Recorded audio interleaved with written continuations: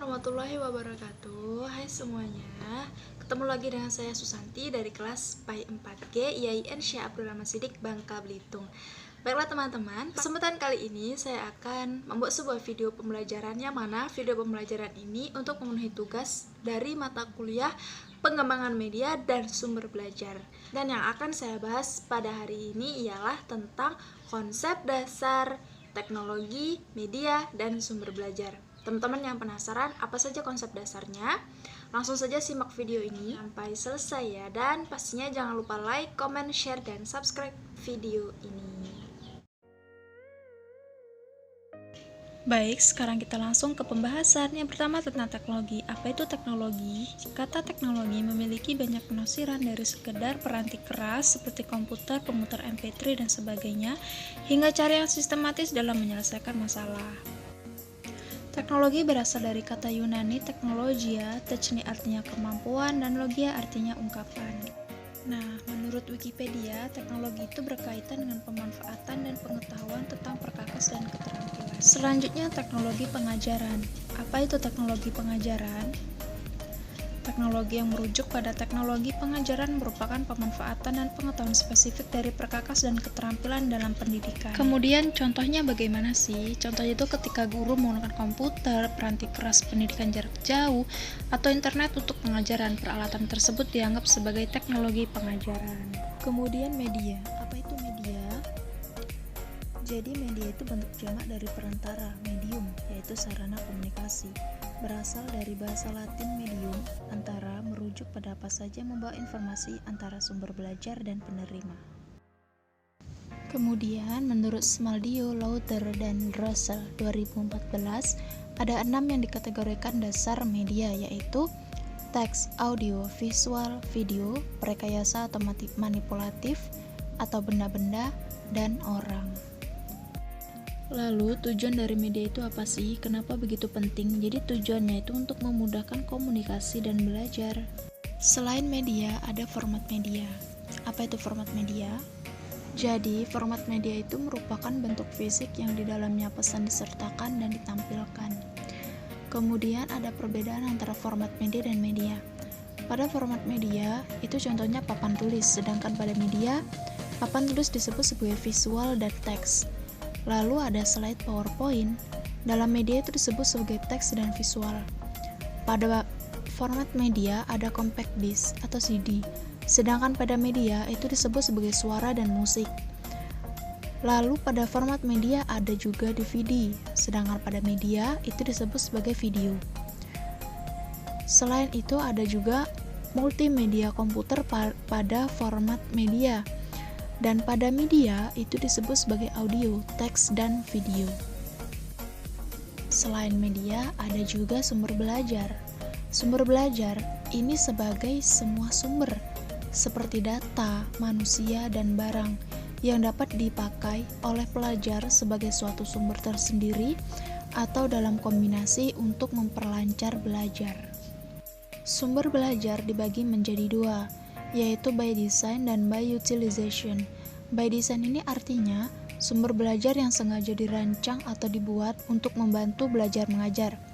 Contohnya seperti buku, brosur, film, video, tape recorder, slides, dan sebagainya. Lalu sumber belajar by utilization itu sumber belajar yang dimanfaatkan guna memberi kemudahan kepada seseorang dalam belajar, berupa segala macam sumber yang ada di sekitar. Jadi by utilization ini sumber belajar yang ada di lingkungan sekitar kita. Contohnya seperti pasar, tuk, museum, pakar, tokoh masyarakat, dan lain sebagainya. Lalu, apa saja fungsi dari sumber belajar? Kenapa kita memerlukan sumber belajar gitu? Jadi fungsinya itu yang pertama, penggunaan sumber belajar disesuaikan dengan tingkat kebutuhan anak. Misalnya, ada seorang anak yang hanya menghendaki bahan dari sumber belajar yang sama. Hal ini dikarenakan adanya kebutuhan anak pengulangan-pengulangan untuk menguasai kemampuan maupun keterampilan tertentu. Selain itu, pada pendidikan anak usia dini, fungsi sumber belajar lebih cenderung memberikan kesempatan proses berasosiasi kepada anak untuk mendapatkan dan memperkaya pengetahuan dengan menggunakan berbagai alat, buku, sumber, atau narasumber, atau tempat. Kemudian ada kriteria pemilihan. Pemilihan format media itu harus ada faktor-faktor yang harus dipertimbangkan. Seperti yang pertama, teknologi dan media yang tersedia. Kemudian, keragaman peserta didik, misalnya pembaca, bukan pembaca, atau lebih suka mendengar. Lalu, tujuan yang harus dicapai, sifat dan banyaknya tujuan, misal kognitif, afektif, kemampuan motorik. Lalu, kita juga akan membahas tentang pengajaran dan belajar. Yang pertama ada bahan-bahan pengajaran. Apa saja itu bahan-bahan pengajaran? Bahan-bahan pengajaran merupakan benda-benda spesifik yang digunakan dalam sebuah pelajaran yang mempengaruhi kegiatan belajar siswa. Contohnya itu seperti materi penjumlahan sederhana tingkat SD, dikembangkan program peranti lunak komputer atau multimedia interaktif yang memungkinkan para siswa untuk berulang kali melihat materi, soal-soal praktis, membuat tanggapan terhadap soal dan menerima umpan balik.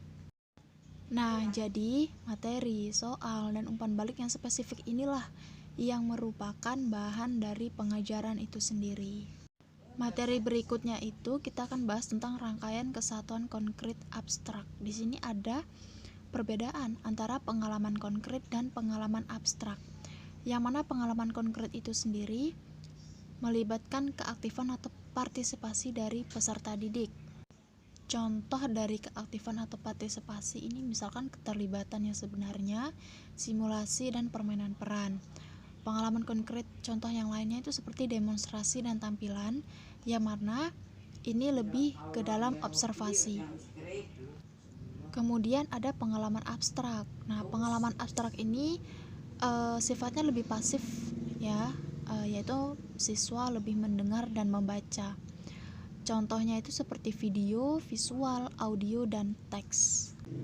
Di sini juga kita akan membahas tentang pendapat para ahli mengenai rangkaian kesatuan konkret abstrak. Yang pertama ada Edgardale 1969, ini berpendapat bahwa pelajar dapat memanfaatkan kegiatan pengajaran yang lebih abstrak sehingga mereka membentuk sekumpulan pengalaman yang lebih konkret untuk memberi makna pada representasi kenyataan yang lebih abstrak.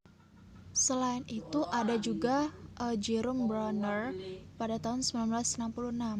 Belajar akan lebih mudah jika pengajaran mengikuti urutan, mulai dari pengalaman konkret yang nyata ke penyajian yang lebih simbolis atau abstrak. Lalu pengajaran dan belajar ya. Nah, di sini ada kegiatan pembelajaran saat ini. Kecenderungan peralihan dari fokus pada pengajaran ke penekanan pada belajar. Lalu guru yang menggunakan teknologi dan media dalam ruang kelas ke siswa yang menggunakan teknologi dan media kapan saja dan di mana saja. Materi berikutnya itu tentang prinsip-prinsip pengajaran efektif. Di sini saya hanya akan menyampaikan beberapa prinsip-prinsip. Yang pertama itu menakar pengetahuan sebelumnya yang dimiliki siswa. Pengetahuan awal termasuk pengetahuan dan keterampilan prasyarat. Lalu mempertimbangkan perbedaan individual, kepribadian, bakat umum, pengetahuan dalam salah satu mata pelajaran, dan sebagainya.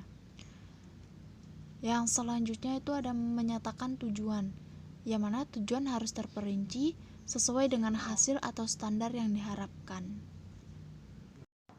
Setelah kita bahas tentang teknologi, media, dan sumber belajar, di sini kita juga harus mengetahui tentang peran teknologi dan media dalam belajar. Peran teknologi dan media. Yang pertama itu pembelajaran berpusat pada guru. Contohnya itu seperti guru menggunakan LCD untuk menampilkan berbagai grafik batang saat para siswa mempelajari laju pertumbuhan penduduk. Selain itu, pembelajaran juga berpusat pada siswa. Siswa merupakan pengguna utama teknologi dan media. Contohnya seperti portofolio. Apa itu portofolio? Yaitu kumpulan karya siswa yang menggambarkan pertumbuhan dalam sebuah periode waktu yang meliputi artefak seperti buku bergambar, video, dan proyek multimedia komputer. Oke, sekarang kita sudah masuk materi yang terakhir tentang lingkungan belajar. Apa itu lingkungan belajar? Lingkungan belajar merupakan lingkungan atau situasi fisik yang di dalamnya pembelajaran diharapkan berlangsung. Lingkungan belajar ini mencakup fasilitas fisik, suasana akademik, dan emosional, serta teknologi pengajaran yang sudah kita bahas sebelumnya. Dan di sini lingkungan belajar itu dibagi menjadi dua, yaitu sinkronous dan asinkronous.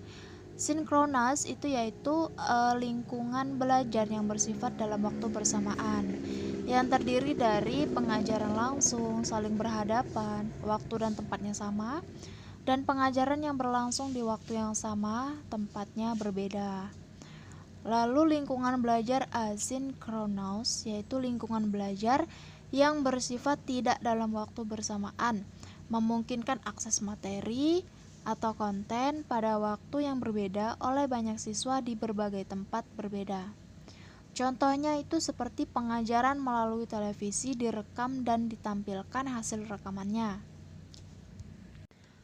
Oke, akhirnya selesai materi kita yang terakhir. Teman-teman yang ingin berdiskusi silakan ramaikan kolom komentar. Bagaimana teman-teman? Sudah paham dengan pembahasan kita pada kali ini? Teman-teman, jika ingin ada yang didiskusikan, silahkan ramaikan kolom komentar ya, dan kita diskusikan di sana.